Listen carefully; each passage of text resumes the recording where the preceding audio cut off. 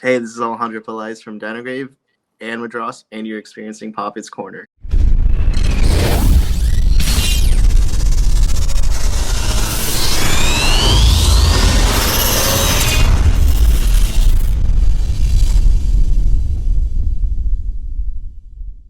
What's going on, everyone? Welcome to another episode of Poppitt's Corner. Looking forward to doing this one. This will be a brand new segment or a brand new kind of special episode, as I call it. We're going to go into the jazz field, learn all about this specific style of music, and we have an underground, I would say, an underground legend in this community out here in Orange County, in LA County. I'd like to please bring on my good buddy, Mr. Terence Love. Terence, how you doing? What a pleasure, Tanner.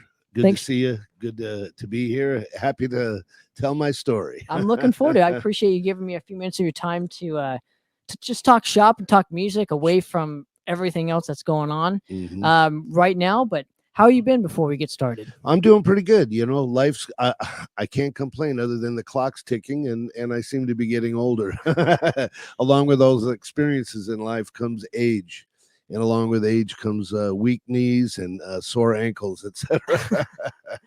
So the basis of the show, I'm literally going to go through your entire kind of musical career and just learn a little bit about you specifically. So if you're ready, I'd love to get started. Sure. And just tell I'm some ready. stories. I'm ready. Ask questions or I'll just start rambling. Whatever you want to do, man. So where I like to start with these particular episodes is just ask, can you give me some of your first kind of recollections of just hearing music for the first time, and what was the band that did it for you at first? Are you speaking in terms of jazz or any particular kind? Like 5 years old? Are you sitting in your dad's car? Well, interestingly enough, I came from a bit of a musical family, although my father didn't play an instrument or anything, but he was a true classical and jazz aficionado of its time.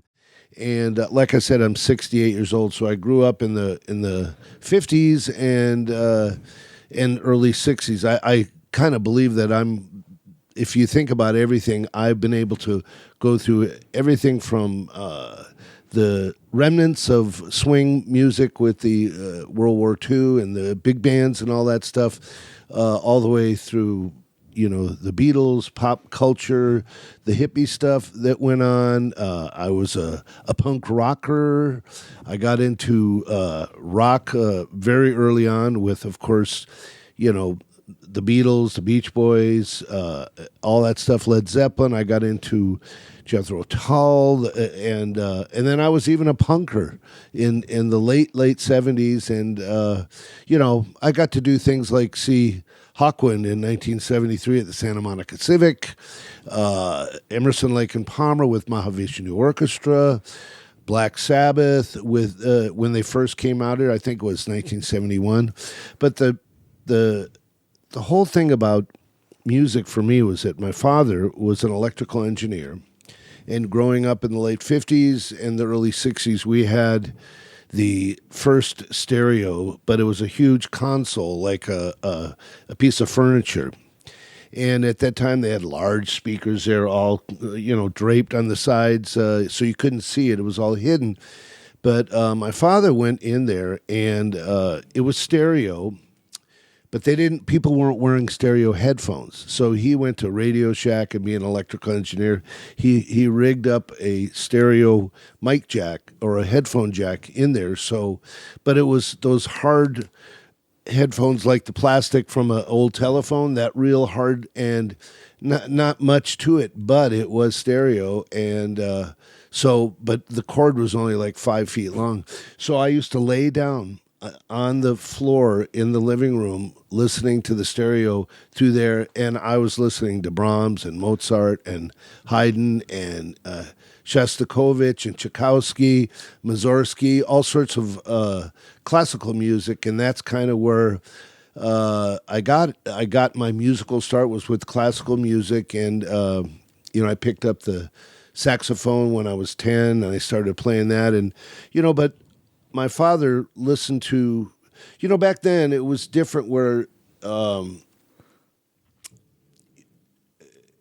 we didn't have, it's not like now, of course, with the internet, but what you knew about any particular band, orchestra, or genre of music was by reading the liner notes on the album.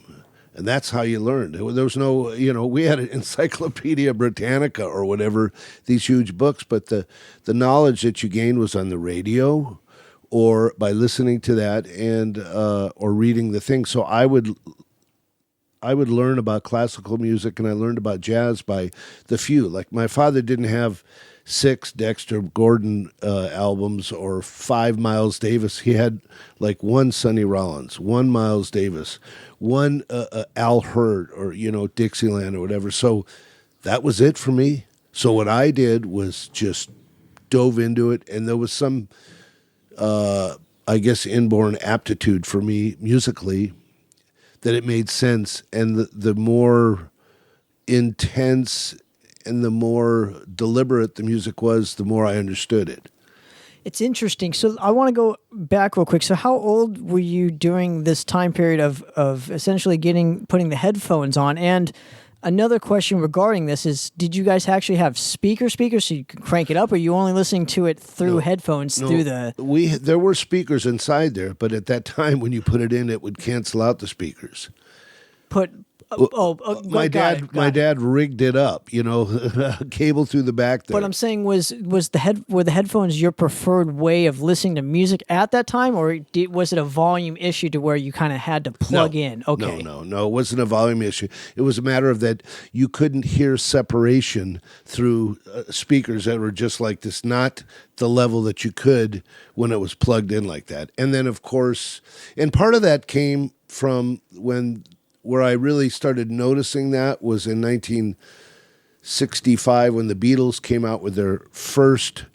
George Martin started working with them, and they were doing panning and stuff left and right, guitar on the right, and that's where I kind of caught on to it. And then it fascinated me that I could hear the ride cymbal on this side and the hi-hat here, and I could hear strings up here. And so that's kind of just became my preferred way to listen to it.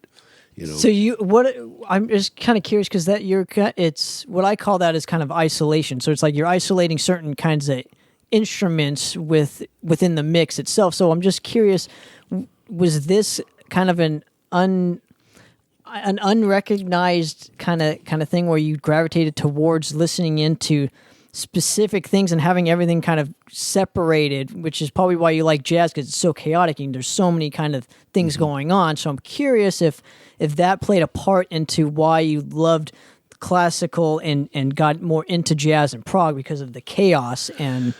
I would think the intricacy of it, the complexity of that kind of music. It's like, if you're whatever you may do, if you're a woodworker and at first you just sand it straight, and then next thing you know, if you become a woodworker, you get a router and you start making things. It just became...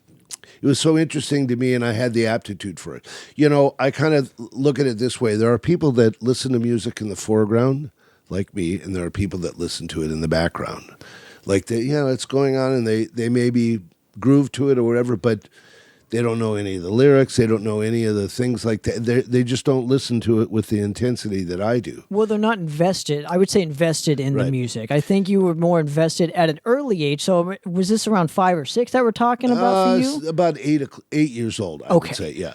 But again, it's not necessarily vested. I believe there's some kind of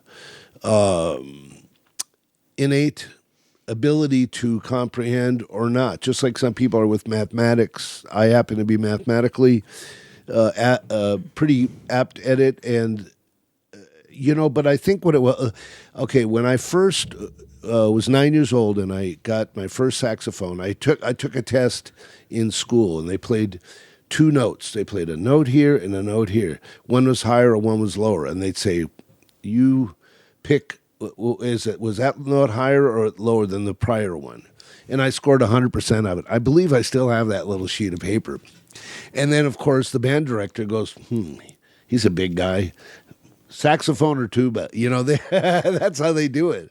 That's how they build a band. But anyway, my first lesson with him, he kind of said, now you got to realize we're talking about 9, 10-year-old kids, so he can't get too deep. But he said, if you want to know about music, listen to the bass line, whatever it may be. It may be a bass guitar, it may be a bass, it may be the low cellos, it may be this.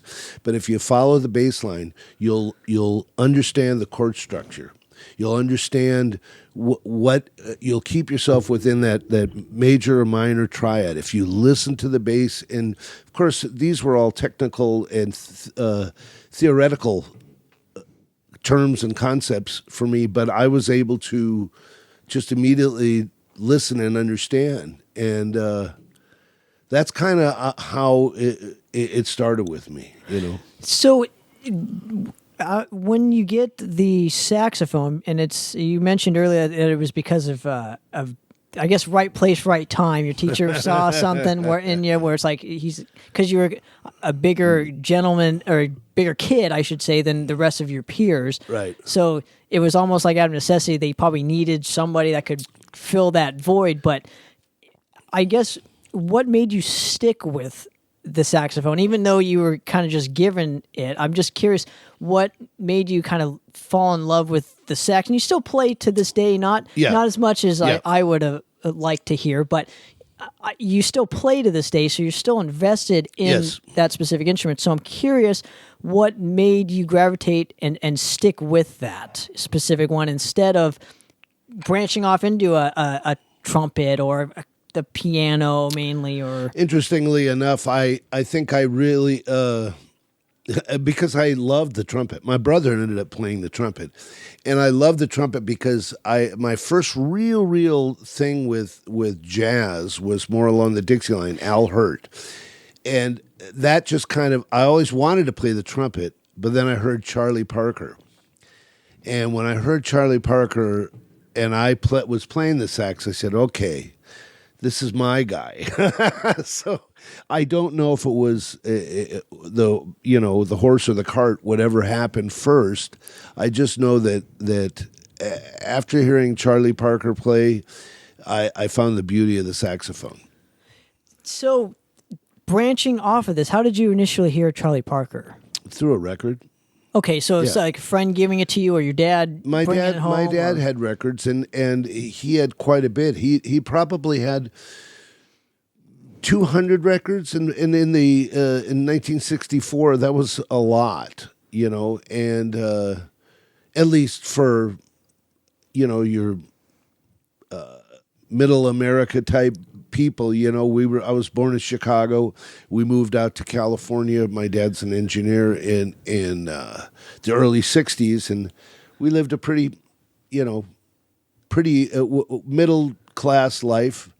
But this was his passion, and every morning the radio was playing, and I listened to a lot of classical radio shows and jazz shows, which there were a lot more back then, of course. I'm curious for you because jazz was, and you just mentioned it literally a second ago, it was more prominent in the mainstream. I would say more people were into jazz in the 60s than they say are nowadays, especially for a kid who was 9 or 10 or even in your teens. Jazz was a prominent source of music that was more mainstream, I would say, around the 60s and 50s. I mean, that was like its heyday almost. Well, in terms of mainstream wise, right. not saying anything, not saying it's died. I'm just saying in the mainstream wise, you had more people that were absolutely into it. Okay, so then Elvis and the Beatles and rock and roll came. Correct. That's why it all changed. Correct. But it's just interesting that you found it early and stuck with it all these years kind of later. And somebody like me who didn't grow up with jazz, I learned about it through other mediums such as TV and video games. Like they would play jazz in it, and that's what intrigued me about it. Was this is awesome. And it's almost like, because I'm in a more kind of extreme type of music, it like wasn't cool to like that stuff, but I didn't care because I just loved it was so chaotic, and it just, almost reminded me of extreme music because it's like only certain niche people get it, and when you get it, you almost fall in love with it. So I only can imagine when you were a kid that you had that same kind of feeling for that specific type of music. It's just like it's funny how you would say the word extreme music, because I don't think of heavy metal or death metal as extreme, but in the same sense, I don't think that jazz is extreme. It just happens to be what I get and what other people get in their thing. Again, back to the thing about some people listen to the foreground, some people listen in the background. I absolutely could not put on something like Dexter Gordon or Miles Davis and just chat over it with somebody else. It would be like, well, let's pause this. This is the good part. Let's talk, and then when we're done talking, we'll play it again. So I think it's within, and but it's true. But you also realize that music before Beatles, rock and roll, Elvis, and all that stuff was jazz in every movie. Every soundtrack was an orchestra of some sorts, and jazz was the basis with classical and strings. With every soundtrack, everything, every cartoon, Hanna-Barbera, all of Looney Tunes, all of this stuff was analog, orchestra, and essentially jazz. You just didn't realize it because there's sound effects going on and all that stuff. So, it's like if you say someone, were you into the Flintstones? Did you know that that's classical and jazz music in the back? People wouldn't think that. But if you just go back and listen to it. So like you were saying, back at that time, that wasn't extreme. That was the mainstream, and but then you learn about it now because what's happened is as time has gone, and by the way, jazz standards, which people, they're usually what are covers of what was a popular song in the 40s or 30s in a movie, and then they just put a jazz beat to it. And that's how a lot of these interpretations, essentially, people in rap do that stuff with sampling and all that stuff. They take these themes and then they embellish them with their own thing. And so, that was the norm for me back then. But again, still, at that time, you realize that when I was 10 years old, the Beatles were exploding. So then from that moment on, it was just like 180, and all this other stuff wasn't hip. And then the rest of the 60s turned into psychedelia and all that stuff. Now, were you still listening to... again, you were more invested in jazz, so that my answer would be, I'm answering my own question, but it would be yes. You were still listening to jazz and rock music, and you're still hip to what was happening in the mainstream, but also didn't forget your core, which was the jazz and classical stuff. To me, it holds more weight. I would think. I just get more out of jazz than I would say the Beatles, or to me personally, just me speaking personally. So for you, getting into the Beatles and the heavier stuff, Woodstock was only like 5 years later after this point. So you had Hendrix and things like that, where it was very chaotic in its own genre, just like how jazz was. Absolutely. So I think you were gravitating more towards that chaotic sense in music. I drank the Kool-Aid. I drank the Kool-Aid, and I went all the way. I went all the way. I was completely distracted from jazz during that time. Not that I didn't appreciate it anymore, but this is new. This is like if I was listening something just completely bizarre, and to this day I still think the period of 64 to like 75, especially when groups like Tull, Emerson, Lake and Palmer, Genesis, Yes, Rush, all of these, Gentle Giant, all these groups just really, they went in the rock world towards the jazz thing, in an interpretation that is, as you would say, extreme as, let's say, jazz would be. Now, can we go back to a point you made? You called them standards, and for us folks who aren't really well versed in jazz, what exactly is the difference between a standard and a cover? Okay, well, that's a good question, really, because a lot of times when people play covers, you think of, or at least I think of, a cover band. Like you've got a Beatles tribute band or a Journey tribute band or whatever. They're playing covers. Or someone that's famous does, like Lady Gaga or someone else. They'll do something that somebody else made, and they will do a cover of that in their own thing in a different interpretation. A standard is a standard is essentially a classical / love song, ballad, or it's usually a ballad of some sort from a movie from the 20s, 30s, 40s, 50s that was famous, and it was recorded with an orchestra, something like in My Fair Lady or any of these movies that were out then, and then they take it in a complete different interpretation with a syncopated time, with a swinging beat. So that's what Miles Davis... Miles Davis did that? He did that with My Funny Valentine. You know, he took that. Now that was from a movie. He took that and turned that into one of the most iconic jazz interpretations or standard. So then, how is So What or Take Five or Blue Ron? Turk. Yeah. How are those now considered standards? Because those didn't come from movies. Those were jazz songs, and now they're considered standards, okay, right? So exactly. They're not covers. You just answered your own question there. So what was popular at one time and was monumental at one time then becomes something in the shelf that new artists discover, take it, dig it like you dig it. Wow, that was like a perfect note. Dang. They take it, they discover it, they interpret it, and they put it out in their own style. And that's what it is. That becomes a standard. That essentially is a standard.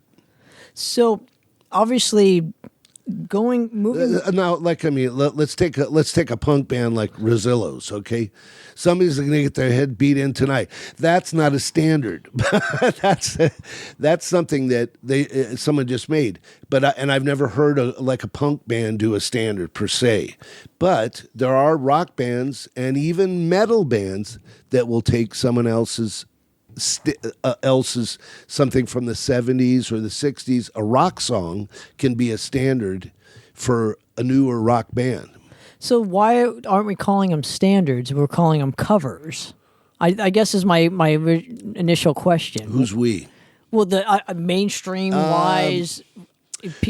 Well, I think why is it only in the jazz world where they're considered standards? It's not really only in the jazz world, but jazz made itself known for, it blossomed out of taking very popular tunes. And you realize also back in the 30s, 40s, how somebody knew about music was either going to the movie and see the Saturday matinee, or listening on their radio together to that kind of music. Do I need to get a little closer? Okay, sorry. Okay, so they would go, and that's where they learned about this music. So then, just like Smoke on the Water, okay? You're talking about Smoke on the Water. Everyone knows that. How many people have done that? A lot of people have done that. That essentially is a standard. But that was a song that you go to a wedding or somewhere, they're always playing that. Everybody, you play that song, people know it. People know it. So, and the jazz standards that these cats in the 50s and 60s were doing were songs that everybody knew. There wasn't a Google, there wasn't a Spotify, there wasn't any of that stuff. They just knew it because it was there. Sure, but it's just interesting that we don't call them standards. We call them covers. Yeah. Like in jazz world, they're called standards, but yes. in the rest of like the mainstream rock, we call them covers. Mhm. You know. Yeah. So- I think it's also the same with the vernacular too. Sure. A rocker may say rad, and a jazz guy will go, it's cool, hip. So speaking of cool, there's another point that I would love to touch upon, and I didn't know this until a few podcasts ago when I had my buddy Jordan from Aeonic Impulse on, and he was telling me the differences in sound when it comes to West Coast versus East Coast jazz, and I didn't know the differences, and I was trying to get more. I'm trying to get more information on that, and if you can just educate me, what is the difference between West Coast jazz and East Coast jazz, and who are considered East Coast players versus West Coast? Well, that's a broad discussion here, but essentially what it is there's a thing called West Coast cool. It's usually a more mellow, like an Art Pepper type a kind of a smoother Cannonball Adderley, like you were talking about the Lighthouse earlier on when we were speaking. The Bud Shank, very kind of melodic, and then the New York stuff, the harder stuff, and that was Charlie Parker at one time, but then he came over here, is more what's called hard bop, or what you may call what was that word? Not complicated. What was it? When you were describing the music as chaotic. It's more. It's definitely what we would in the jazz world we call it out.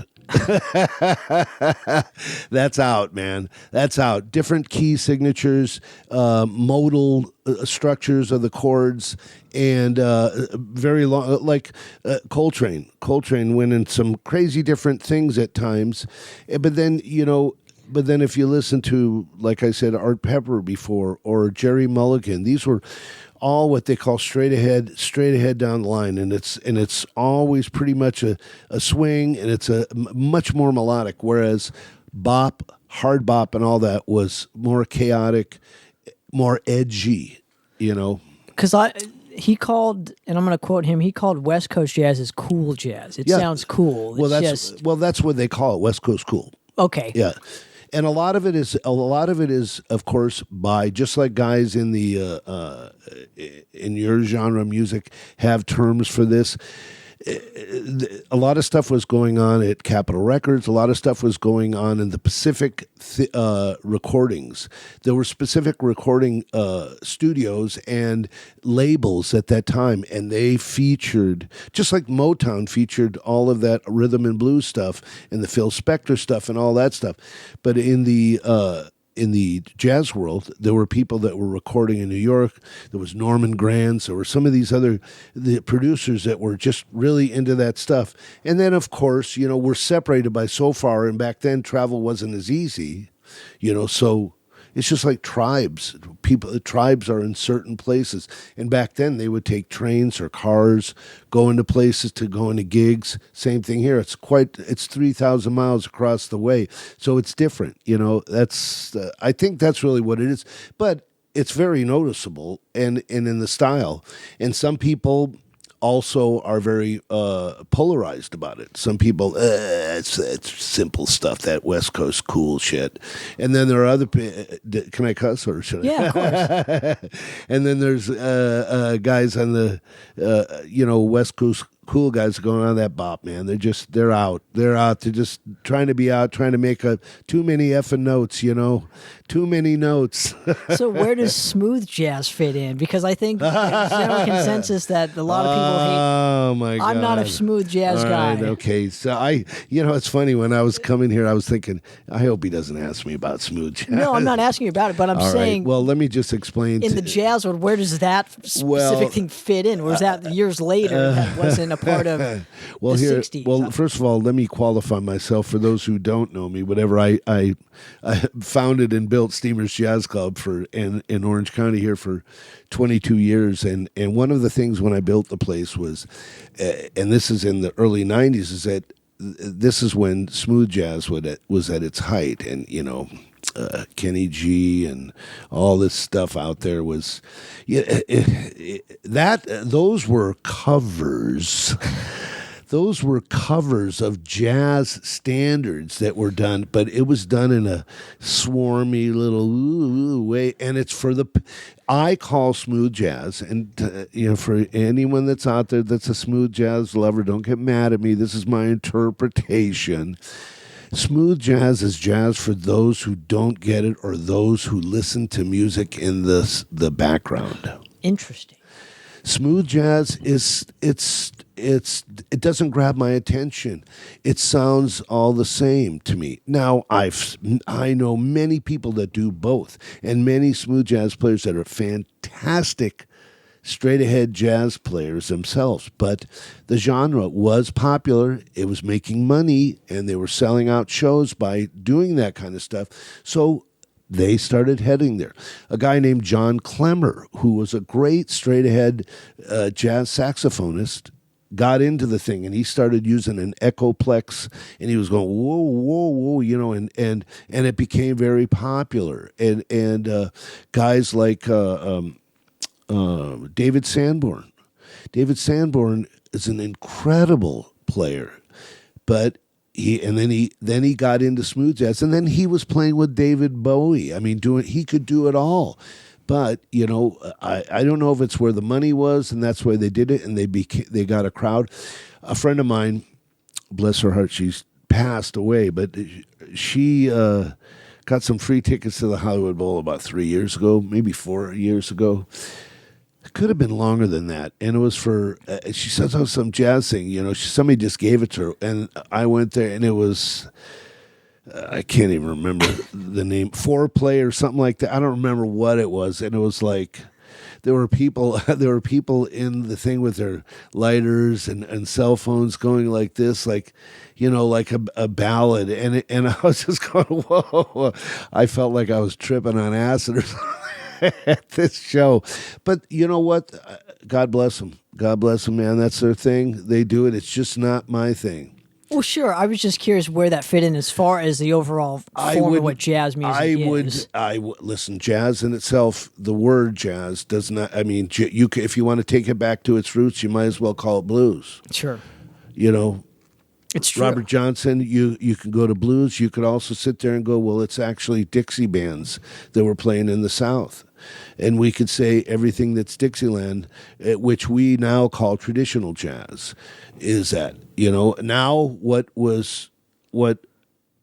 I thought, like we were talking about Emerson, Lake and Palmer and Hendrix and all that stuff, that was rock, but now it's classic rock, and this jazz that was done in the 20s, 30s, and 40s where you had, see what it was is you had orchestras, okay? So that was an orchestra, that was a band, a big band. But then when you got into the combo, the quartet, the quintet, the trio, that's what happened when it started to branch away. And wait, we don't have to have 4 saxes, 4 trumpets, 4 trombones, piano, bass, drums, and a guitar to do this. We can do it with this.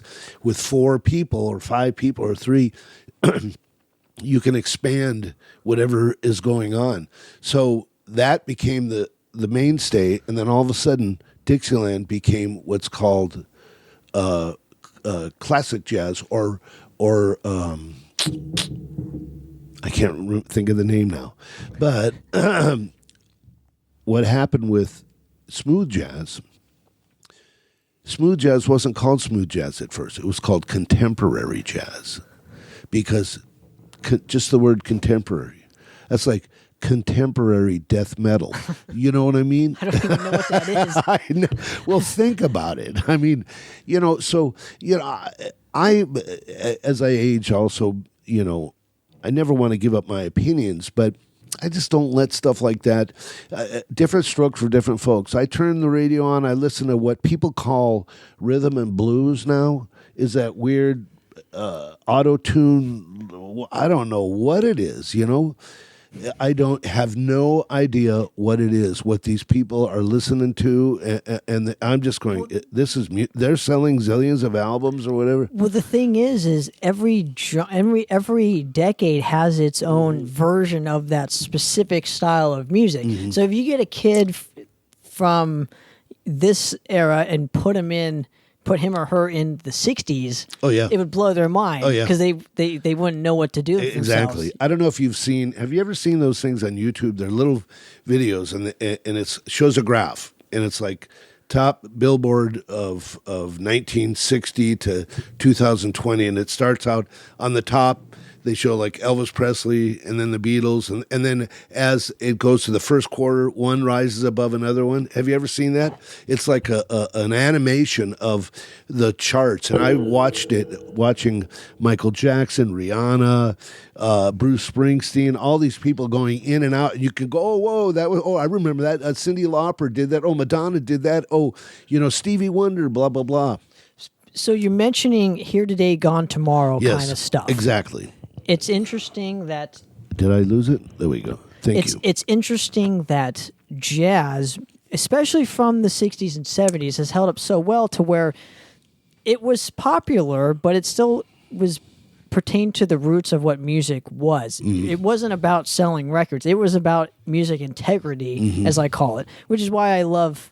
Again, the style of music that I play. To me, thrash is like that same thing. It's the root of what that specific style of music is. It's the purest form of what that music is. Like punk music is like that. That's why I like punk music. That you mentioned that, so we can definitely branch off of here. And where I want to go with this is, what is the correlation between prog music and punk? Because I almost feel they're one and the same in terms of freedom wise, because it's almost like you could do whatever you wanted in those two genres of music when it first came out, because it's like really pure. So in your opinion, what are the correlations between those two styles specifically? Well, that's an interesting comparison. I would because you're comparing prog to punk, and I would think more that punk to mainstream mid-70s rock is how more comparison, because I look at okay, here's a good analogy. I look at punk as a East Coast bop of mainstream rock is West Coast cool in the rock world, and punk was something that was unbridled and was celebrated because of that, and it gave people and of course, look, all of this music, in addition to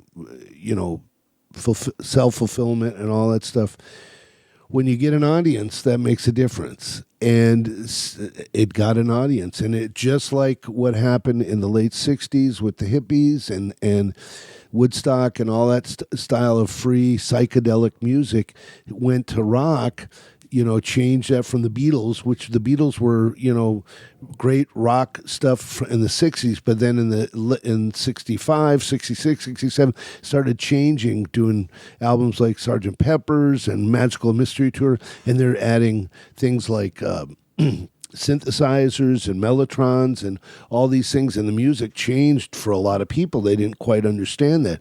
This is what happened with punk, I think, to regular music, and there were certain people that followed it, and there's certain people that was going, man, that stuff's too far. I mean, I was a punker myself. I had purple hair at one point. Well, I think my correlation would pertain more to the musicians that played those two styles of music, because again, you're doing whatever you want in prog music, and in punk, you're essentially doing the same thing. You might be simplifying it and playing however hard you want to play, or however many notes you want to play, but you can get I always have thought there's a general consensus musically between those two without us even knowing it. So it's just interesting. There probably is. There probably is, but I think that I think you said it when you said it more simplified. I have not really thought about it that much, but I can see the comparison there. I personally think when it comes to Prog that it was very intricate, and the handful of top-notch prog bands, in my opinion, because there's a lot of copy prog bands out there. And certain artists, Ian Anderson with Tull, Peter Gabriel with Genesis, Keith Emerson, of course, Rick Wakeman with Yes, and John Anderson too. These compositions were more than just like one song, because they created full concept albums that required a seamless movements and things within a 22-minute side of an album that they had to gather all the way around, and it was very intricate. But some people, they listen to Tull, and they said if it's not Locomotive or if it's not Cross-Eyed Mary, Thick as a brick or whatever, right? Yeah, they just they didn't quite understand it. So but then in punk is like, I've heard some pretty bad punk bands, but then I've heard bands like the Rosillos, like 999, and some other groups that just really had great writing to it. But there are some, but it's just like, you don't understand. If I don't understand some kind of thrash, it's like, do I have to think about it to get to understand it? Yeah. And if I then it's it's what is the impetus? What is it? What does somebody have to do to understand this music? So I think a lot of this comes from within. It may be genetic. It may be environmental, who you were brought up with. A lot of stuff goes there. But, you talked about the longevity of jazz, and I don't mean to bring you back to that, but the schools have kept up music programs, and music programs with musical instruments and bands still playing at half times and marching in parades. And when you're playing these acoustic instruments, it's a perfect setup, and people start reading music, and then they go to Juilliard, or they go, they go to music colleges, Northwest in Texas, and they Berkeley in Boston. This is jazz, so it's still there. I don't think it's ever going to go away. I don't think classical music ever going to go away. No. That's because of its purity to music in general. That's what my whole point was to it. And it's interesting that some musicians don't even have to go to school, and they can make a living in it. And some people have to go to school, but they get this really kind of niche job in teaching people. And there's so many different outlets to both aspects. It's just really interesting. I would say most people in the rock world don't go to school, and there's not too many jazz guys that are big that haven't taken it in school, because of the theory and all that's involved with it, the complexity in that sense. It doesn't make it any better or any less than anyone else, but that's kind of the way I see it. Well, a lot of people get more freedom from not going into not having to play into certain modes or scales. There's a sense of freedom to that, Well, you want to know my story? Yeah, exactly. I'll tell you. Go ahead. Well, I wanted to get back to your story, because it's a perfect segue. And so immediately, kind of after, did you actually play in a band immediately after? Here we go. That's funny too, because it was perfect timing. Yeah, I played in the band. Okay, I played in all through. What do you call, from when I was 10 all the way till in college. And in the band in high school, I was, back then, of course, this is early 70s. So they didn't, late 60s, early 70s, they did not have they didn't call it jazz. They called it stage band. We had the big band, which was the large full orchestra band that we did orchestras. Then we had what was called a stage band. That's essentially what a big band is: 4 saxes, 4 trumpets, 4 trombones, piano, bass, drums, guitar, etc. And we would do jazz tunes, and we would do big band stuff: Benny Goodman, Stan Kenton, all of the, Glenn Miller, Count Basie, all of that stuff. So naturally, back then they didn't have the methods of teaching on the level that they do now. There's a guy named Jamie Abersol that came out. He was a sax player, and I don't know if he's still alive, but he came out with these lessons where he would essentially have albums of tracks, popular standards, without the sax or without the trumpet, and you would play it. It's like, and you would play along. You would play that part, and you'd have headphones on, or you listen to it and you play it. They would do it without the sax part, and you'd play the sax, or they'd do it without the trumpet. You'd trumpet, and you'd have it, and that's how they taught you. But it's revolutionized the way it is. But at the time that I was there, that's not what it was. So there were 18 people in the big stage band, right? But there was like one sax player, me, that could improvise, play the solos. There was one trombone player that could improvise, and one trumpet player that could improvise. And the piano player, the bass, whatever, they may be able to. But in our band, we had a great band, but there was only one sax player that could solo, and that was me. There was no trombonist that could solo, and there was one trumpet player also in B flat. The tenor sax is B flat, trumpet is B flat, and I also played alto, which is E flat. So we would basically take turns being the only soloist, but this guy, his name was Frank Perniciaro, and he's, to this day, I think about him, because he was like miles ahead of anybody, and certainly me at that time. And I was a pretty proficient, good player. And I played there, so I naturally went on to college, and we'll get into a little bit about my story about college and my 10 dropouts and all that crap. But I went and played it in the college stage bands and stuff like that. And so I got in a band called Open Road that in 1972, and this is when Crosby, Still, Nash and Young and Stephen Stills and some great bands were out there doing stuff. And this band, we were Open Road. A friend of mine at the time, guitar player, started it. We had a good singer, and at that time, no other rock band, at least not on our level, high school or just out of high school players, had a sax player or a keyboardist. And this guy Randy played. He had it wasn't a Hammond, but it was a Wurlitzer or something like that, and he was tweaking it in the back, and I was playing flute. And so we started doing some Tull songs, we were doing some Bowie songs, we were doing some Neil Young, but we had a sax. So I mean, it was pretty good, and did that for about 3 years, and didn't really tour much, but played in Southern California at places.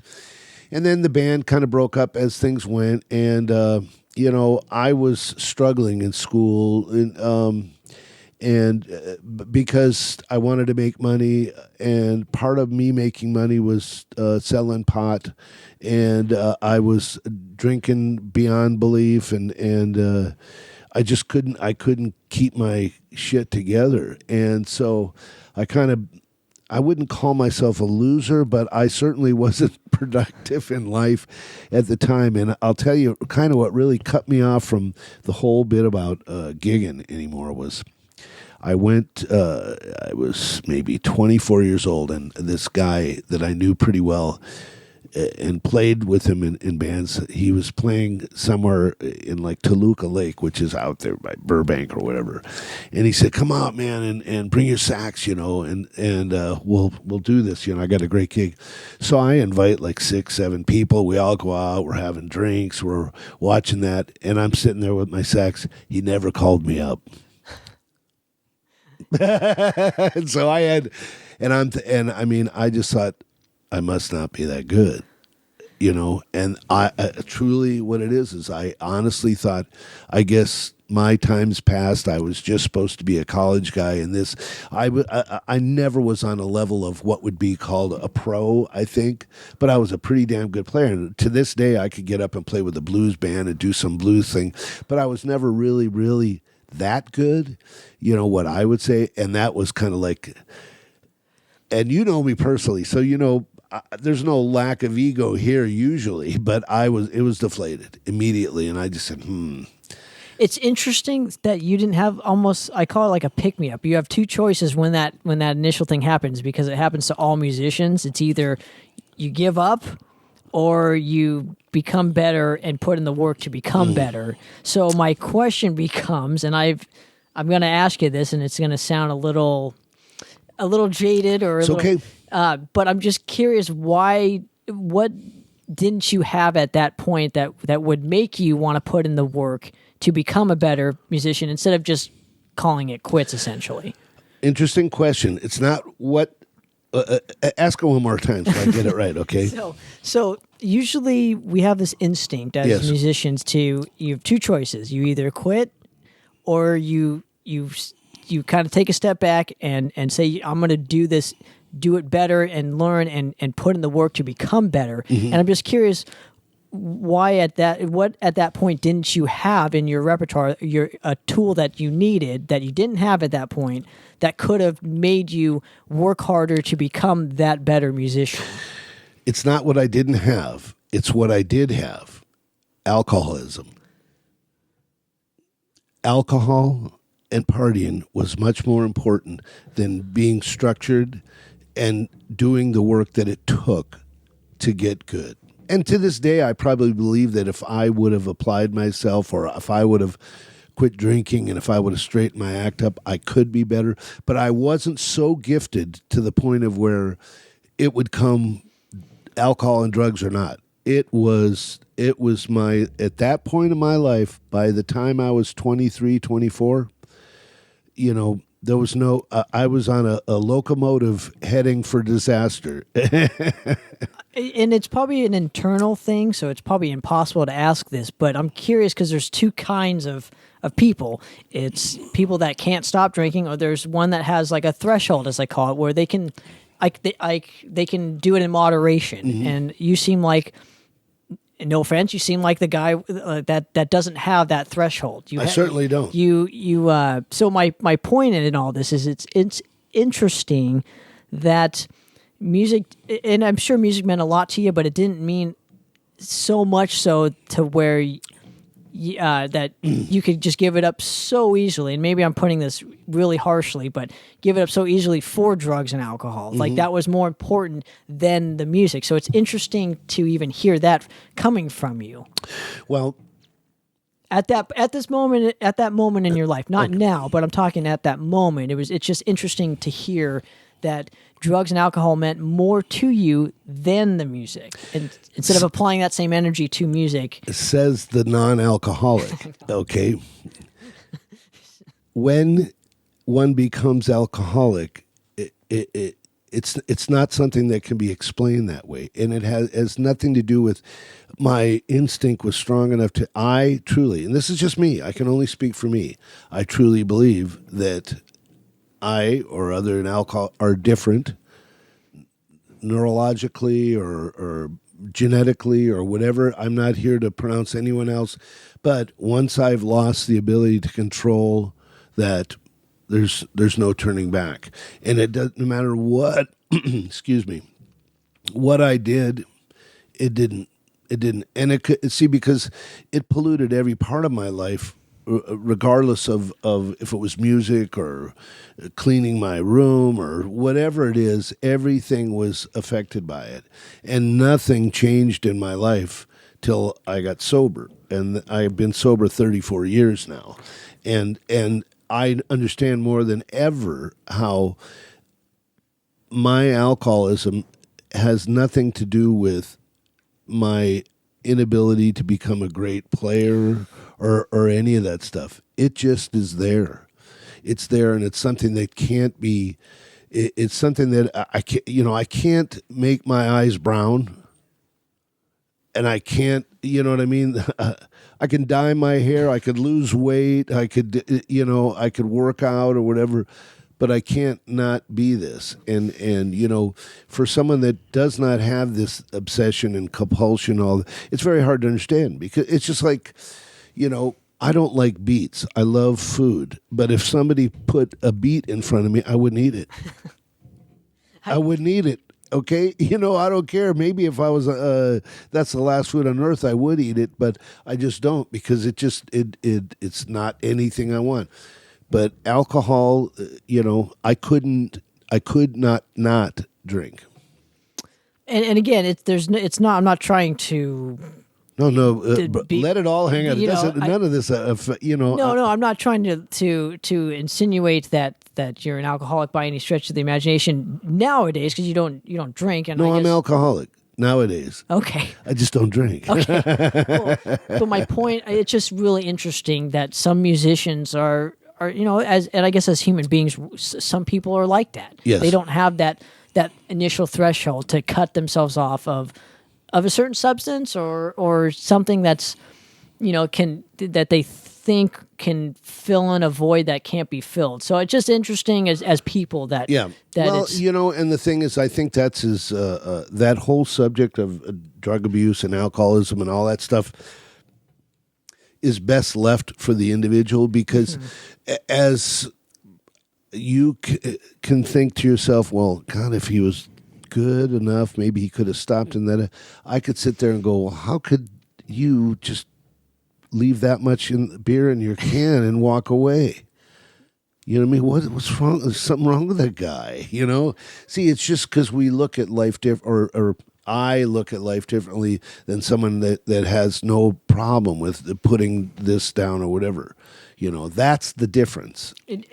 And mind this question too, where I'm curious if it's because tea's good, by the way. No, it is. I love it. It's good. I'm curious if that becomes like a control issue, a confidence issue within yourself to say, hey, this is my threshold, I'm cutting it off. I have that control.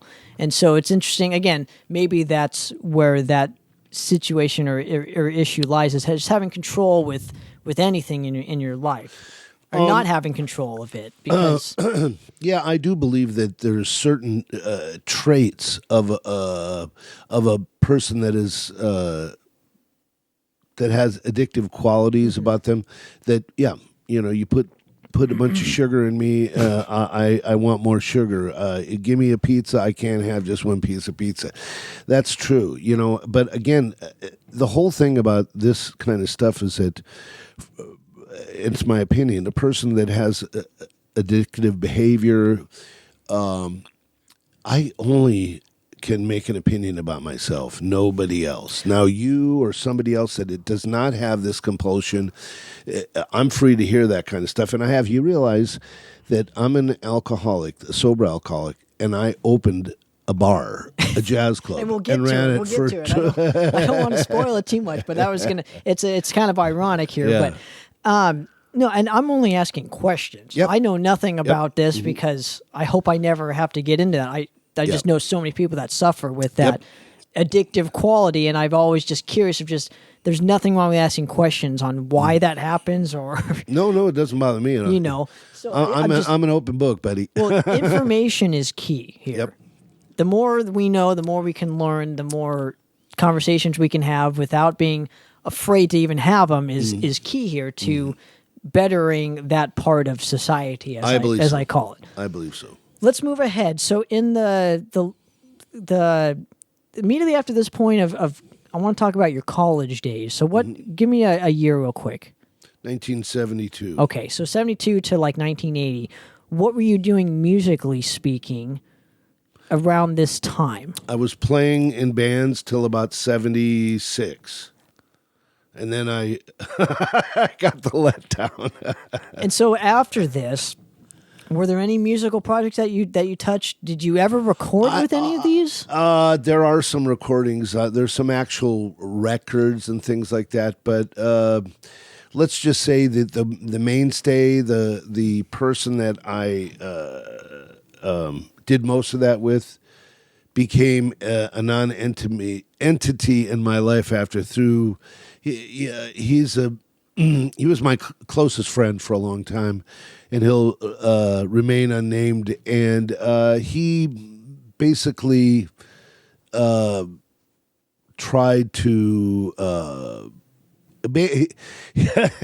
he called my wife up and my ex-wife and said, "Hey, so and so and I, we're getting into swinging. You want to do that?" Oh, I see. And she said to him, "I don't want to screw you." Right. And I don't think Terence wants to screw so and so. And when I got home, she said, "You know what so and so did?" And I said, "You got to be kidding me," And so he called me up and said he was calling and we weren't picking up the phone. I finally picked it up. I said, "What do you want?" He goes, "Well, I think she's taking it all wrong." I said, "Look, she doesn't want to screw you and I don't want to screw her." I said, "Goodbye." And I hung up and that was it. And that's been a number of years. 25, 30 years maybe. Oh, okay. That's the 90s though. No, wait. It was 1990 was when the last time. But see, he's the guy that holds all the recordings and all of that. Oh, I see. He was the guy that held all that stuff, and so you were with him a long time then. If Very we're talking from 1970 to 1990, that's Yeah. a 20-year friendship. That's, closest friend, right? best man in the all that stuff. So I'm curious for you in the 80s, what were some of the bands that you specifically were listening to, then say if had those same bands come out in the 80s that you wouldn't be? And some of your musical projects in the 80s. So now we're focusing on your 80s career. Well, my musical projects were pretty much nil. I was not involved in the early 80s till 88 when I got sober. I was just a listener and an avid follower of music. I had, and I still have, a Moog synthesizer, a monophonic mini Moog, and played around with that and screwed around with things. I was someone that I mixed for bands. I was a sound engineer. I did a lot of that stuff here and there for other bands. And local groups. I would go down to I had some nice equipment, and I would go to the place and I'd get a free dinner or drinks, and I'd help different players that I knew. And but as far as the music I was listening to, I realized in 81 is when MTV came out. So of course I was following people like Peter Gabriel, who had left Genesis, Sting, some of the other groups that were going on at that time. It was a total music revolution at that point. MTV changed everything as far as exposure. MTV was the Google of whatever back then, because this was automatically an outlet that you could find out about these bands. You could see, I was I know you're not a huge Bowie fan, but I was a huge Bowie fan, and I saw him the very first time he was here at the Santa Monica Civic with the Spiders from Mars, and then all of a sudden he was I saw him like 13 times after that, and he was out doing videos, Michael Jack, all these different players that I would have never, ever really gone out and bought an album. But I watched a little movie. I get to find out about the band and not having, because I think CDs came in, what year was that? 85. I think it's 85. Yeah. 84, 85. It's really interesting to think about that MTV was out and 5 years later CDs. I mean, it's not really been that long, And but speaking of that, when CDs came out, all of a sudden unreleased tracks of bands that I listened to before, alternate takes. Whoa, that was like just the most incredible thing that was, and I'm going, so all of a sudden I'm now, in addition to learning all the music that's going on, Herbie Hancock, who I used to listen to as a jazz player with all these other people, now they're in these different genres, and I'm getting to hear these great legends that I listened to before, but tracks I never heard. Things never released because they were doing everything they could to get to sell these CDs and you could fit as much data as you could on there as opposed to a record, and you could skip and all that stuff, drag and scrub, and whoa, this was something else. Sure, and the quality of it was just astronomically better than.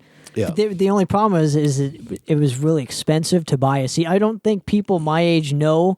Because now it's like the opposite. Like records are records to me nowadays are the equivalent of how much CDs were back when they first kind of came out. Maybe not, they weren't $50, but they were what, $12.99. That was a lot of money for 1985, like the mid 80s and whatnot. So when a record was $3.99 or $6.99 for album or cassette, it's twice the price of it. And it's hard to scratch a CD. I mean, you can scratch a CD, but, the quality is there, and, it's still there. And there's a resurgence of that right now, which is I just love anything having to do with music and it perpetuating, and that's the wonderful thing about it. I got into all sorts of different music, and as my life changed, what was important to me changed. I was, like I said, in the 80s, the early 80s till 88, I was bartending. I was I was bartending and doing clubs where there was dance music going on. Michael Jackson, all of this disco stuff still, and all that stuff going on. So my music taste turned into more like I was kind of referring to earlier as listening to music in the background, the groove. I wasn't. Now, I still go back and listen to Gentle Giant and Jethro Tull and Emerson, Lake and Palmer and Yes and all of these groups. I listen intensely to this stuff, but then out in the public and all wherever, I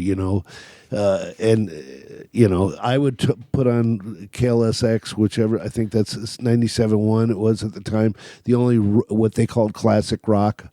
That it was KMET before. And 94.7. K West and K Rock and K-Rock. But see, KNAC was like the metal station. So I know K Rock though was the new wave-ish kind of punk type. It was a little, and I was into it at that time, and I just made me think about some of the venues I went to. I went to Madame Wong's in West or isn't there two different versions of? This one was in Chinatown, and I heard some great punk bands there, and even the Golden Bear down here in Huntington Beach used to have like the Germs and some other really crazy bands there, The Woodstock in Anaheim. There was a venue. There's a couple of them that I know. The Doll Hut, still there. Yep.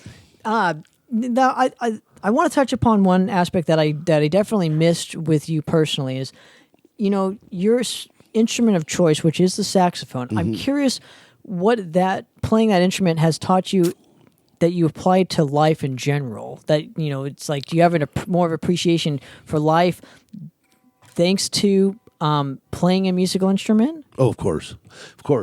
Well, I think, when you're talking about a saxophone, it's monophonic, no chords, it's one note. So when it comes to that, unless you're doing something very bizarre like some kind of rhythm thing, you're talking about melody. Melodies in itself, you can have some backup little tiny, but they're essentially melodies that comp the rhythm or a chorus or a bridge or something like that. But a melody is something that I look at as almost meditative, because people remember songs, people remember, they hum those kind of things in their head, and that's comforting. It may be subliminal. I don't know what it is, but I do know that but I still go back to that very, very, very, very first lesson where he said, "Listen to the bass." And any song I ever listen to, and you think I'd be a bass player, right? No, but I don't know, but that's an interesting question. So it's almost like that you go back to your foundation. That's your foundation, Yep. is listening for the bass, and obviously it's and I listen to bass. I also listen to breathing. I listen to tempo. I listen to harmonics. I listen to syncopation. All of those things, they're probably natural to me now, and the way I listen to music. I mean, because it's my lady, she can, we'll be driving somewhere, and she's like, listening to the music and loving it to death. And meanwhile, I'm going, listen to that chord, man. It's just like, it's just a different approach to it, and it affects me to my core. It affects me to my core. Makes me cry at times. Wow. Let's move ahead real quick. I'm curious.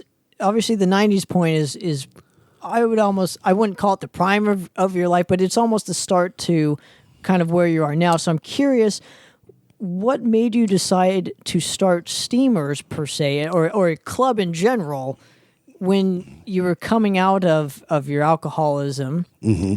It's just, again, you mentioned it, it's ironic, but I'm curious what made you want to start a club, especially here in Orange County. Mm-hmm. In what would I say, the mid 90s? Early 90s. Okay, early 90s. Okay. All right. So another interesting story. So, yes, I'm getting sober. Yes, I get married, and I haven't played in a band for quite a while. And I don't know where it was. I can't remember right now, but I ran into a couple old buddies from high school. And one's playing a guitar, one's playing bass. He said, "Let's get together. I have a little like this, something. I got a garage with a kind of a studio in there, and I'd like to do something. You bring your sax, your flute, and all that." Wow, how cool! So I thought, I'm sober now. I'm doing pretty good. I got a nice wife. Everything's. By the way, when I got sober, I'd hit bottom before.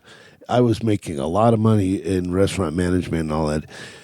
I started sweeping sawdust at a lumber mill in La Puente, California, and it wasn't anything thrilling. It was like backbreaking work and it was. But you know what it was? It was one foot after the other, and I was just doing my part to get. To be straight ahead and just do what I got to do. And within 2 years of working there, I became the manager, the foreman of the plant. But so needless to say, what happened was I was moving up in this thing because I had risen from the grave, I guess. And I played with these guys a couple of times, and then all of a sudden we started going, hey, why don't we open up some kind of club or whatever? Let's build a place and so we started scouting. Let's do this. Maybe we can. John, one guy, he was a construction guy, and Rocky, the other guy, was a cement guy. And John says, "Well, I don't really have too much money, but I can build it." And the other guy says, "Well, we can do this or whatever. And really great guys. And Terence, you have all this musical ability, to mix sound, to run a restaurant, to run a bar. You've got all the management skills and this and that. And this would be fun for you, not having to work at the lumber mill and all that. And I said, okay. So basically what happened was we went on about a 1.5 year journey of finding places, and we went to downtown Fullerton before it's become what it is now. It was all, at that time, there was one place called Heroes, and it was in a different area on Wilshire, and the rest was pawn shops and antique shops there. It was really run down. And we found a spot right on Commonwealth, right down the street from the police station, and it was next to an auto parts store, and it was 3,500 square feet, and the guy that owned it owned that building only, and he worked at the car parts store next door, and he gave us a great deal. And we went in there and we spent every bit of money we had and every bit of money that my family that would lend me. And, we did it. And within 3 months, John was gone. And within 6 months, Rocky was gone. And basically what it is they were under the impression that, we're going to open the doors and we're going to just collect quarterly checks. And I knew different, and I was like competing with them, saying, dude, you got to help me. You got to be here. Oh, well, I have this job. I got to work. I can't do it. I'm going to wait. I quit my job and come here. And so essentially what ended up happening, I said, hey, Dad, hey, Kevin, my brother, I said, I need some help. Let me buy these guys out. So we bought them out, and within 8 months of opening the place, and I started out with live music. Instead of building this huge kitchen, I built a bar with more of like a deli type sandwiches and things like that, and put all of the money in the stage, in the sound, the lighting, and it was all, and insulation. It was all about making it for the musician, because I wanted them to have the best experience. I wanted them to treat them right. So that's what we did. So does that come from your experience with playing clubs as a musician? So you did that in the back of your mind kind of play into? Of course, okay. Of course, because the jazz club. I mean, a club owner has a terrible reputation. They don't fucking play me. They don't pay me. They don't do this shit. They're slave drivers. They give me shit food, and they're always telling me to get back on stage. No. I said to myself, look, I'm going to do everything I can to. First of all, I had mad computer skills and advertisement and marketing, and I'm a gregarious. Wow, it's like a piano string. A gregarious type open person that can greet people, be on a stage and all that stuff. So I did everything in my power to kind of make it, rather than the person that listens to music in the background, the concert, the venue was set up to be a listening room where people would be there.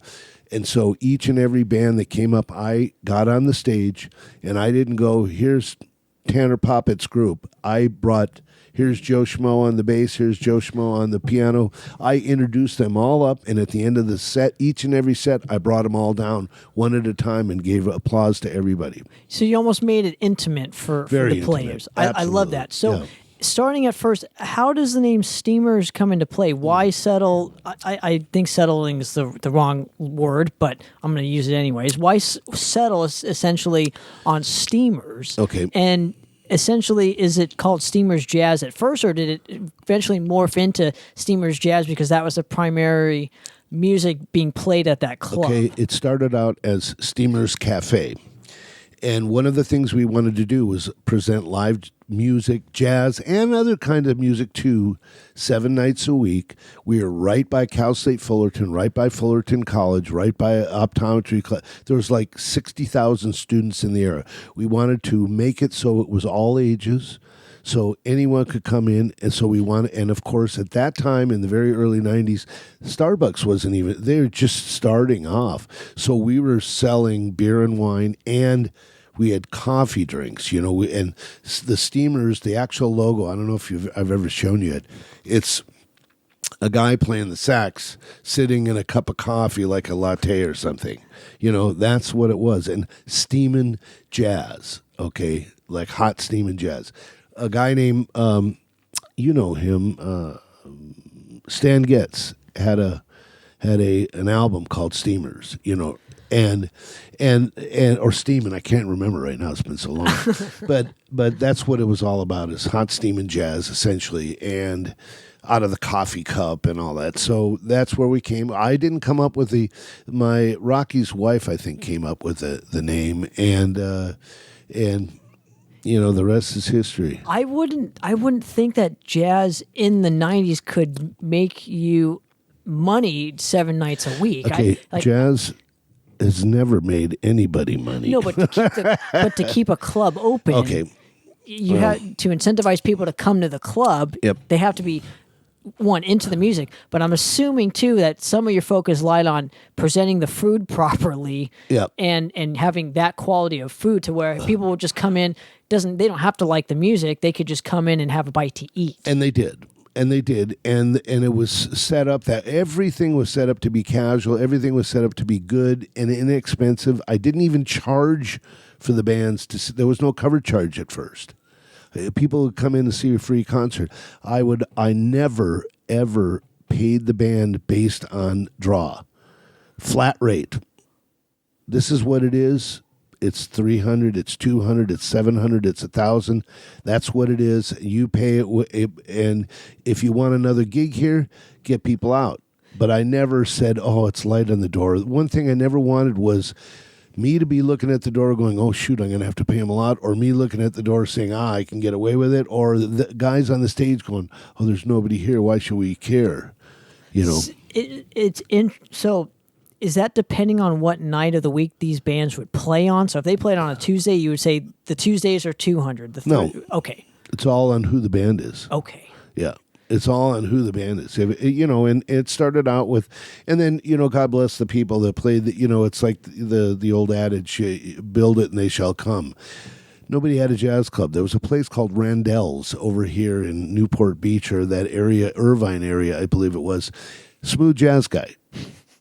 Going back to this, smooth and jazz then the guy. Lighthouse in Redondo. And then there was Catalina Bar and Grill in Los Angeles, and the Jazz Bakery, a few of them, but no one was doing it 7 nights a week like me, and Catalina had the same, like Sonny Rollins or whatever, Tuesday through Saturday, and it was ridiculous price to do it, but people in Hollywood go out and see it. We chose this because no one else was doing this at the time, and it worked. It was not a money maker, but you build it and they come. I was fortunate enough to know quite a few people in the area and in the business, and I got some good breaks, got some Grammy Award-winning people in there. Had people like Joe Pesci, the actor, up there. I've had Joey DiFrancesco, Diana Krall, some of the greatest, very Buddy DeFranco, people that are legends would play there because of what I provided. They got a nice place to play. People listened. People would shut up when they played and they would listen. Nothing against people that get rowdy, but for jazz, it's a listening room. So I provided decent food. It was good food. It was not bad at all, but it wasn't like you're not getting steak and lobster. You're getting a pasta or some, grilled panini or whatever. And it was, what's so funny about that? Panini, because there's a song that you played. Oh, that's right, Panini. Yeah, that was in the vein of tequila. Yeah. Panini. So it's interesting. I love this aspect about jazz, and maybe we can touch upon it as well, where how they show their appreciation for jazz compared to the rock world. Especially, again, I'm going to go to extreme music. How we show our appreciation is we headbang, we mosh. Mm-hmm. We cheer at the end of the song. Jazz doesn't do that. Jazz, you sit down. Essentially, somebody does a solo, and then they all clap because they know that solo's over, and now it's the next guy's turn. Yep. So it's interesting, just the crowd participation, how they recognize and show their what's the word I'm looking for? Rockers Their appreciation for the musicians. No, but I was saying, you guys mosh, right? Jazz people nod, man, or snap their fingers. That's what it is. And of course, you clap after the solos and all that stuff. And you can't do that in a metal, but I'm saying I know you can do that. I know. Well, the crazy thing is that every single thing you started this thing about how can you make money in that, and at the time smooth jazz was popular. So one of the reasons I chose to do this is I said I'm going to stick to straight ahead jazz. So I'm going to have straight ahead swing and stuff. I'll have big bands every Monday. I had big bands, 17-piece big bands, and I would do Latin bands and vocalists doing standards and stuff like that. I did not have smooth jazz in there ever. Maybe once or twice. I did prog nights there too. Once I branched out, and I started experimenting with different things, but I kept the jazz pretty much as a purist thing, and I treated the musicians good. I paid them every time. Never didn't pay a musician. Never. I fed them. I gave them drinks. I treated them right. I treated my customers good. Now, granted, after 20-some years, at the end, I was getting a little burnt out, and I was spending a lot of the time in the office, watching Netflix or YouTube. This is in 2015 or whatever, and that it was time. My father was very ill.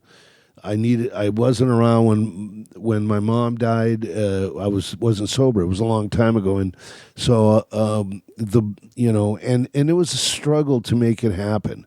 It's a struggle to survive, and it's a rarity for any club to last 22 years, let alone a jazz club 7 nights a week. So ultimately, I put the feelers out, and it was purchased, and they essentially just wanted it because it's in a prime part of town, that in Fullerton, which by that time had morphed into this huge Bermuda Triangle of bars, and it was in a prominent spot, and it's the place that Steamers was at, so they could easily do it. So they came in, paid for essentially the name, gutted it. Gutted it, and they're gone now. So I want to ask you real quick on this subject too. Is if you mentioned the club was all ages, so I've always heard that there's a huge liability with music and all ages clubs nowadays. That's why you don't see very many of all ages clubs, especially playing rock music or whatever, because of the liability. So as a club owner, can you give me some insight as to the liability with alcohol and an all ages club? Okay. Well, it's technical. There's what's called a 48 license and a 47 license. The 47 license is where you have liquor, and you can, as long as you're serving food, all ages can be a part of it, as long as nobody that's underage drinks. A 48 license is one of these bars like the Peacock, you see, and there's no windows on it. That's all, in some strip mall. That's a 47 license. And a 48 license, I mean. So we had a 47 license, and we served food till we closed. Now, the bit about the liability is that, when you have a club, it's not a controlled environment per se, like the rock clubs. People are, in my place, there were no stand-ups. You had to be in a seat. So you had to be accounted for. So everyone, there was 150 seats. Everybody, you couldn't be standing on the wall, standing in the thing. You had to sit down to watch the show. Okay, not that they didn't get up at times and dance a little or whatever, but you want to come in. It's not like, I'll just be in the corner. No, you got a reservation. You stayed in the seat, so we can account for them. In the whole time there, we never had an incident, never got in trouble with the ABC, which is the Alcoholic Beverage Control. Never got a warning, never got anything like that. Never even had a problem with a drunk person, maybe once or twice, but I think I was a woman. But, we just, it wasn't the environment for the people. Knew that when they went in there. Plus, I was omnipresent. and I was always there, and everybody knew it, and I was synonymous with the place. And to some people, I may be an imposing figure. You know, that kind of shit just didn't fly in the place. People didn't get, they didn't get crazy. They were there, so there was no liability in that sense. Now, believe it or not, on closing night, some lady tripped on a chair or something and sued me.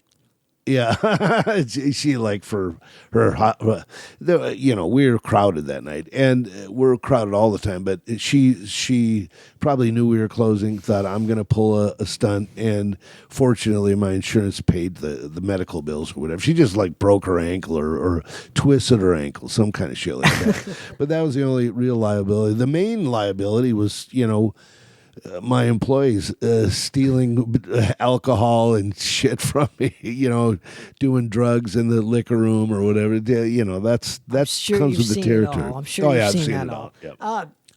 Can we focus primarily on just some of the other venues that you remember going to around Orange County per se? And I know you work at a place called Campus Jacks, which was Hoagie Barmichael's for Right. me. That's my Exactly. generation.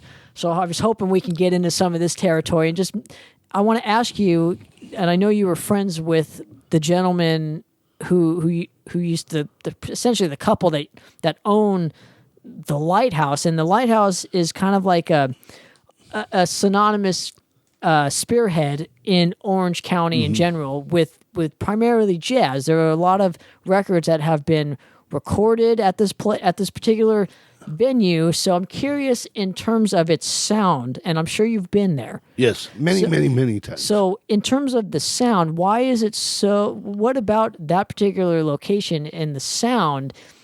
And there's just so many records recorded there. I'm just curious, what about the sound is so it translates so well on a record or something? Well, I can tell you the reason for the sound the way it is. First of all, it's kind of wide open, high ceilings, windows in the front, doors, everything. So what would normally be something with a lot of bounce and all that, it dissipates, it goes out. Plus, it's a long, narrow stretch like Steamers was, but the sound is on the flat, okay? So people are facing one side. So it comes straight out towards the bar. And I don't know if it's the way it dissipates or whatever, but it does sound pretty good in there. And yeah, the Lighthouse is where Jack Sheldon and, you know, some of the greatest, Dexter Gordon, Charlie Parker, all the, you know, Miles Davis, you know, just so many great players at West Coast and East Coast played.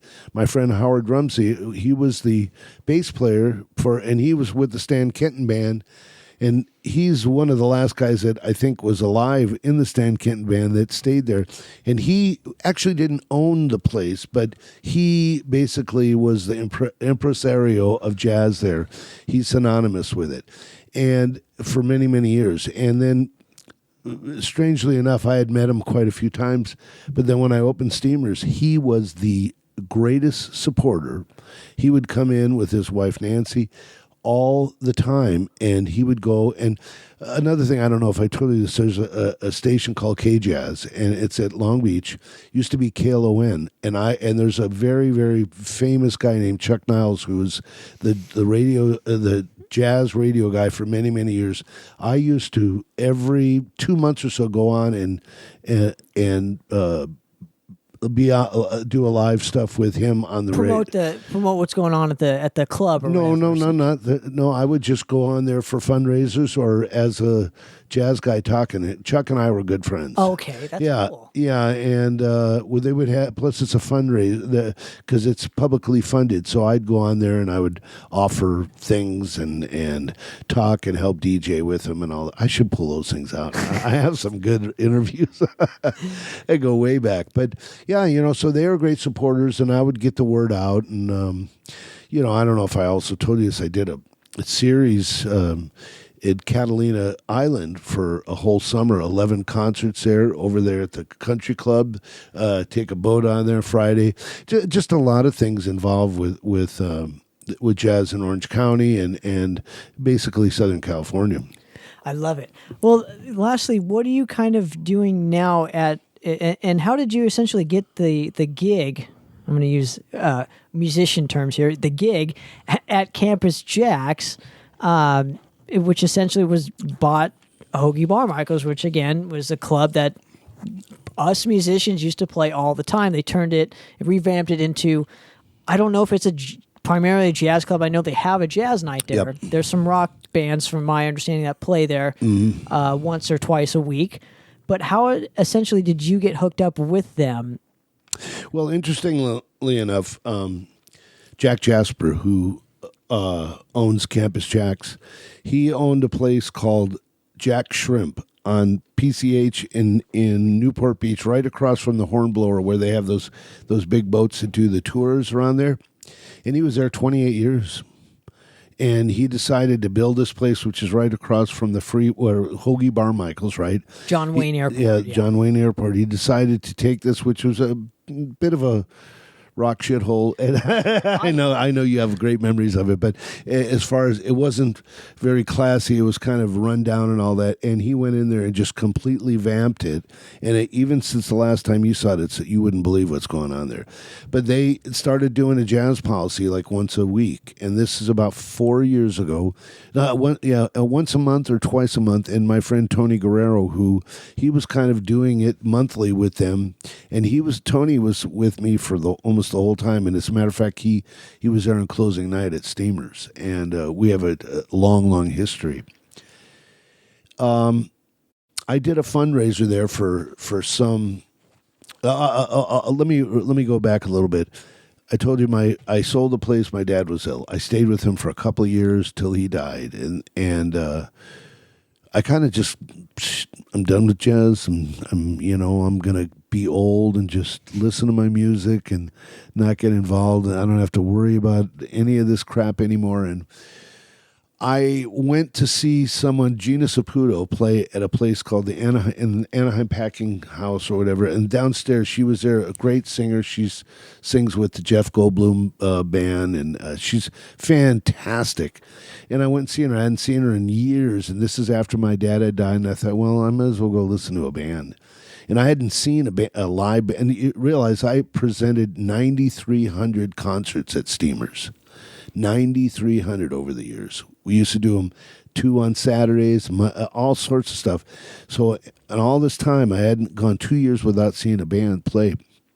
So I went to this place and I saw her there, and somehow someone that was there recognized me. The word got out, and like 30 people from Steamers showed up, old employees and people, and we just kind of had a good old time. And then they're saying, well, why don't you talk to this guy about doing a series here or whatever? I go, if the right place came along and said, we'll just let you do Steamers Jazz here, I'd do it, but I don't want to worry about it. I don't want to worry about the tickets. I don't want to worry about the band and playing that. I don't mind being the MC. I don't mind being the figure. And nothing just happened. But the guy came up to me, the owner of the place, talked to me a little bit about it, but I could tell he asked me my opinion. I gave him a few opinions about how I thought was, the sound and everything like that. And I could just tell he wasn't some people like to accept help. Some people get threatened by it. And I certainly wasn't imposing on him. He just asked me, so I told him my truthful opinion. So that never worked out. And then I got called by someone else that was there that night if I could do an MC for a fundraiser for this people trying to get, a lot of musicians don't have insurance policies, and this group that I can't remember the name of it like right Music now. Cares or something. Yeah, like yeah, that, and it's where they help get it, and so they advertised me, and the place got filled. So while I'm there, Jack, it was really funny. Jack comes up to, I said, hey, Jack, when I'm going up there, do you want me to promote whatever else you got coming up, Tony's band or whatever, I'll be happy to go. And he goes, nah, you don't have to do that. And then what happened? So when I brought the band down, I said, well, Tony's going to be here next month or whatever, or so-and-so. All these people came up to me, that were like, Steamers, blah, blah, blah. There were probably 30, 40 people there from Steamers. And Jack looks at me like, oh, this guy's he didn't know me. He didn't really know me. So what ended up happening, him and his partner, Tim, who you met, Tim, the guy who does he's the visionary behind the entertainment part of it, said, we want you aboard. We want you aboard. Well, you can do Steamers Jazz at Campus Jacks. We'll, you just steer the way. We'll back you up. So that basically what happened. I started out with once a month, and it went to twice a month, and it went to every week, and then it went to twice a week. Right now it's 2, sometimes 3, but I only participate because I keep myself at a certain distance because it's not like a moneymaker. It's not like I don't want that headache that I had before. But I can go there. I can be the guy that introduces the band. I can be the guy that helps book the band. I bring my reputation and my name to the club, and they return. Man, they've got a new piano. They've got beautiful screen. It's just really spectacular what they're doing there. It's streaming and all that. It's important though that you're doing. I mean, you may not even realize this, but it's pretty important to the style of music out here, especially because you're bringing in bands from. You're bringing in jazz essentially to an era that's right. Right. You guys are no spring chickens anymore. You need to. So, how do you find the balance with bringing in new people there, essentially people of my age and younger, to get into jazz? Or do you have like a startup night to where it's like, if you're not into jazz, this is a good band for you to see to appreciate the style of music? Well, typically you don't go that far, but we do offer student discount or students free on Thursdays. They make a reservation. I think there may be a 2-drink minimum or something. But as far as I never push a group down anyone's throat because their taste may be different than mine. But I have been cultivating new people since the early 90s. That's what it's always been about, because especially at that time back then, there was no one listening to jazz in 92. They were listening to some other stuff. They were not, and the jazz they were listening, they thought was Kenny G or whatever.